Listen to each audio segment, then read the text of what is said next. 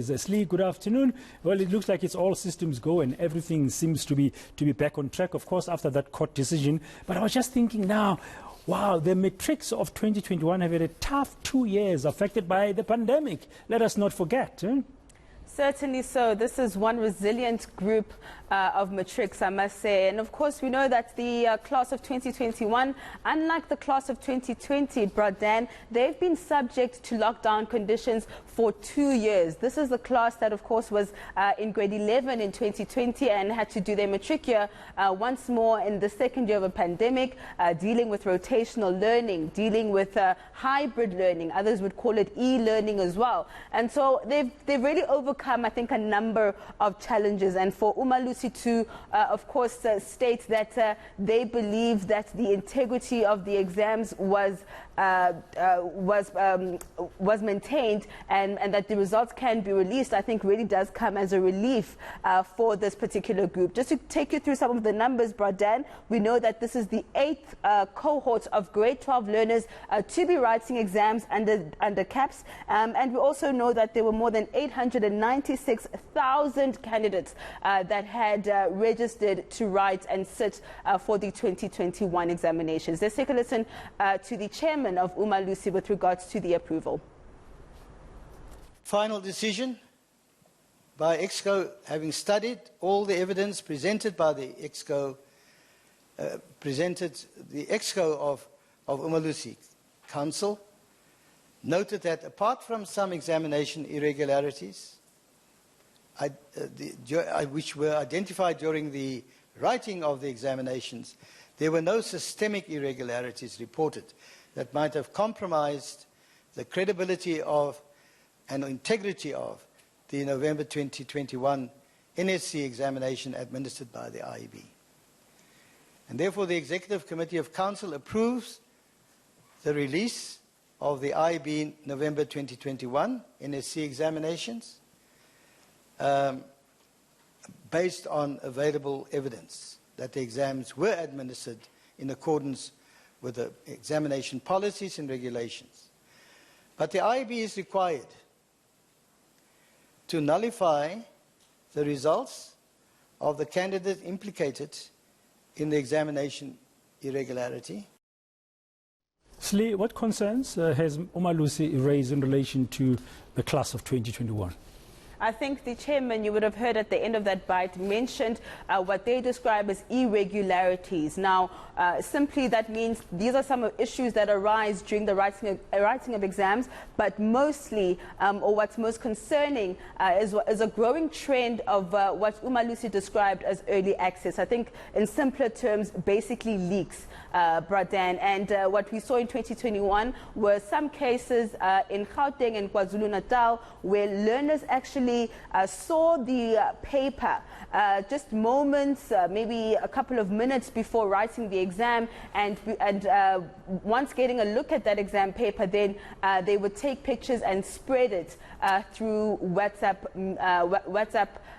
groups. And what the quality assurer was saying, Dan, is that the issue around this is that if one then spreads an exam paper through a WhatsApp group, then everyone in that WhatsApp group becomes implicated, and they form part of the investigation, and then that means their results, even though let's say they didn't take a look at the paper, their results are going to be withheld from them until the finalization of investigations and have their names cleared. And so the quality assurer is saying that they're working with law enforcement as well as DBE to quell this growing trend and ensure that it doesn't happen in future. Let's take a listen. Leakage of mathematics paper 2, as Dr. Rakometsi has pointed out, and physical science paper 2 in 2020. I wish to make the following comment, that sadly, that matter is still in the hands of the law enforcement agencies. Since that time, and the investigation is still continuing. Unfortunately, it has taken an inordinately long time for this matter to be resolved. Regarding the 2021 learners who had early access to life sciences and agricultural sciences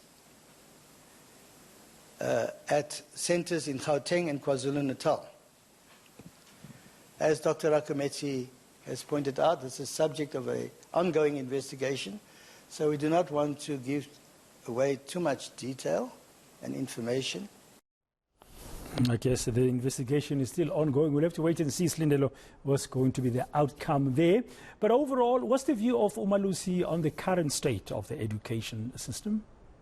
They're quite encouraged by the numbers and the fact that as the years go by, the body is finding that they're having to standardize lesser and lesser subjects, and the body believes that the education system in the country is actually moving towards a place where it's standardizing and it's stabilizing. So for uMalusi, the results of 2021 as well as previous years is showing a positive trajectory in terms of where the education system is going in the country. Silindelo Masikane, thank you very much for that update there. I guess now all we have to do is to wait for the publication of all those results and the ceremony that's going to take place come Thursday. Now, at the same time, Parliament's Portfolio Committee on Education is worried schools are not ready to begin the 2022 academic year. It's been visiting schools in different parts of the country. The committee now says many schools still face a host of problems. It's also concerned that the issues are not new but recurring. There are just some issues of concerns like your learner transport. That is a challenge and is not being really dealt with in a manner that is satisfactory. There is an issue of delivery of textbooks in some of the schools that has not yet reached the schools, and of course, the issue of infrastructure. It's a continuous issue. But the department has dealt with how they are looking into the issues of social distancing, like you know, and we know some of the schools are waiting for the mobile classrooms. All these challenges, they are not new. They have been there. But I think the problem with government, and which I think we need to face, is that there is leadership change, which is also a factor in how we're doing things. For instance, I would want to make an example in the issue of learner transport that I have just raised. Government deciding that it must be a function that is under the Department of Transport, like is the case now in the Northwest. And when it don't work, you think that it would work again when you take it to the department that is education, right? So leadership change has got also its own disadvantages, because any leader that comes would think that it's better to do it like that, whilst probably there was a change in another department. So I think that is one of the issues.